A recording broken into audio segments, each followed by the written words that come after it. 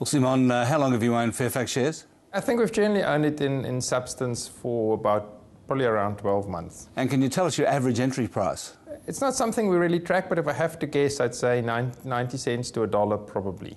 So how are you feeling about that now? No, not good, but I think that's investments for you. We deep value investors, so we are very often early.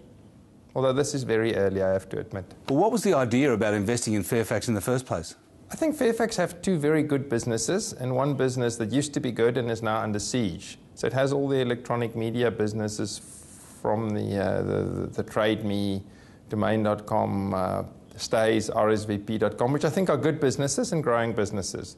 And then they've got the old rural press business and the agricultural publications in the US, which are also good businesses. I think they're a little cyclical, but I think they're regional monopolies and they're good businesses. The problem has been that everything's being overshadowed by the metro papers, which have gone from being very profitable to being barely profitable. Do you think the metro papers are profitable at all at the moment? I think they probably make some money, but not a lot. But it's marginal. Did you actually buy Fairfax as a breakup play? Not as a breakup play, no, but I always thought you have two good businesses that throw off vast amounts of cash, and all you have to do with the metro papers is just to get it back to some sort of decent profitability. It doesn't have to be much, and you'd have a great investment. And I still hold that view. That's still the expectation for us in this company. And do you think they're doing the right thing now to achieve what you're looking for? I think it's the right thing. I really think they had no choice. I think if they've done nothing, and that was a little bit our frustration with the board and management before, is I think if you just sit there and you do nothing, I think this thing was probably, especially the metro business, was drifting into oblivion. I think you have to recognize the fact that there's not as much money in news as there was, and that you have to cut your costs to match it.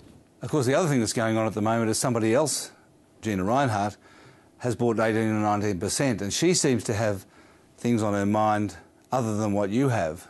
How do you feel about that? Look, she's there, but it's only 18 or 19%, and the only way she could really be effective, I guess she has to convince at least 33% of the rest of the shareholders to support her. And that would be hard going, I think, unless the plan she really has in mind is better value than what's currently there. Do you believe she should become a director?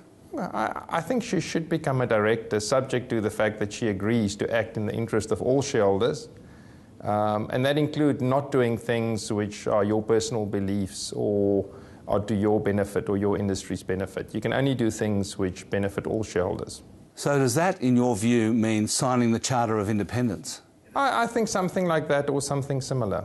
Well, so you're in favour of the board's stand to try to force her to sign the Charter of Independence, or at least to support the separation of the board from editorial?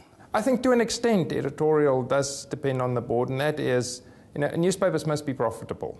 And if they're not profitable, they won't last. So it is the function of the board to ensure that what's written in the newspapers make the papers, that they are profitable over time. So in that sense, I don't think the editors can be completely independent, but on a day-to-day basis, that's the value of the companies, the fact that the editors are independent. If they're not independent, people will cease reading the paper. So yeah, that is important.